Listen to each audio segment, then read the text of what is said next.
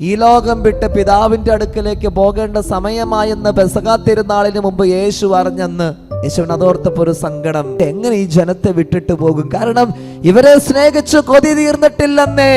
മാളികയിൽ പെസഹാ അപ്പം മുറിക്കാൻ ഒരുമിച്ച് കൂടി. അവൻ അപ്പം എടുത്തിട്ട് പറഞ്ഞു, ഇതെന്റെ ശരീരമാണ്, നിങ്ങൾ വാങ്ങി ഭക്ഷിക്കുവിൻ. മുന്തിരിച്ചാരെടുത്തിട്ട് പറഞ്ഞു, ഇതെന്റെ രക്തമാണ്, നിങ്ങൾ വാങ്ങി കുടിക്കുവിൻ. അങ്ങനെ അപ്പവും വീഞ്ഞും തന്റെ ശരീര രക്തങ്ങളാക്കി നമുക്ക് പകർന്നു തന്നു.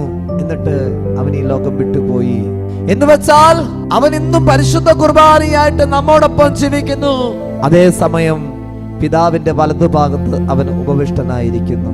മനുഷ്യനെ സ്നേഹിച്ച ഒരു ദൈവം, മനുഷ്യന്റെ കൂടെയായിരിക്കാൻ ആഗ്രഹിക്കുന്ന ഒരു ദൈവം, അവന്റെ പാപങ്ങൾ ക്ഷമിക്കാൻ ആഗ്രഹിക്കുന്ന ദൈവം, അവന് വേണ്ടി കുരിശിൽ മരിക്കാൻ ആഗ്രഹിക്കുന്ന ഒരു ദൈവം, അവന് വേണ്ടി ഉയർത്തെഴുന്നേറ്റൊരു ദൈവം, അവനെ രക്ഷിക്കാൻ ഇനി വീണ്ടും അവനെ കൊണ്ടുപോകാൻ വരുന്നൊരു ദൈവം. ഇതാണ് നമ്മുടെ ദൈവം. ആ ദൈവം ഇന്ന് പരിശുദ്ധ കുർബാനയായി നമ്മോടൊപ്പം ഉണ്ടെന്നുള്ളതാണ് സത്യം.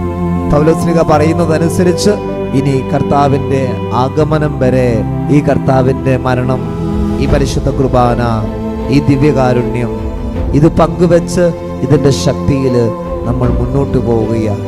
ക്രിസ്തുവിന്റെ രണ്ടാമത്തെ ആഗമനം വരെ ദൈവം തന്ന അമൂല്യ നിധിയാണ് പരിശുദ്ധ കുർബാനയെന്നും ആയുസ്സൊരിക്കലും ആ കുർബാനയെ വിട്ടിട്ട് പോയേക്കരുതെന്നും ആ കുർബാനയെ ശരണം ഗമിക്കുന്നവരാരും നിരാശപ്പെട്ട ചരിത്രമില്ലെന്നും എത്ര വലിയ പരിഹരിക്കപ്പെടാത്ത പ്രശ്നമാണെങ്കിൽ ആ ദിവ്യകാരുണ്യത്തോട് ചേർന്ന് നിന്നാൽ അതിനൊരു പരിഹാരമുണ്ടെന്നൊക്കെ പ്രിയമുള്ളവരെ മക്കളെ പറഞ്ഞു പഠിപ്പിക്കണം കേട്ടോ. അതാ പെസഹ പറഞ്ഞു തന്നത്. അവനവന്റെ മേലങ്കി എടുത്തു മാറ്റി ഒരു വെൺകച്ചയുടെ തറയിൽ ചുറ്റിയിട്ട് ശിഷ്യന്മാരുടെ പാദങ്ങൾ കഴുകാൻ തക്ക രീതിയിൽ ഒരു ഗുരു താണെങ്കിൽ ആ ഗുരു ചെറിയൊരു അപ്പമായി എന്റെ നിങ്ങളുടെ ഉള്ളിൽ വരാൻ ആഗ്രഹിച്ചുകൊണ്ട് ഒരു തിരുവോസ്തിയായിട്ട് മാറി എന്നുള്ളതാ. അത്രയേറെ മനുഷ്യകുലത്തെ സ്നേഹിക്കുന്ന ഒരു ദൈവം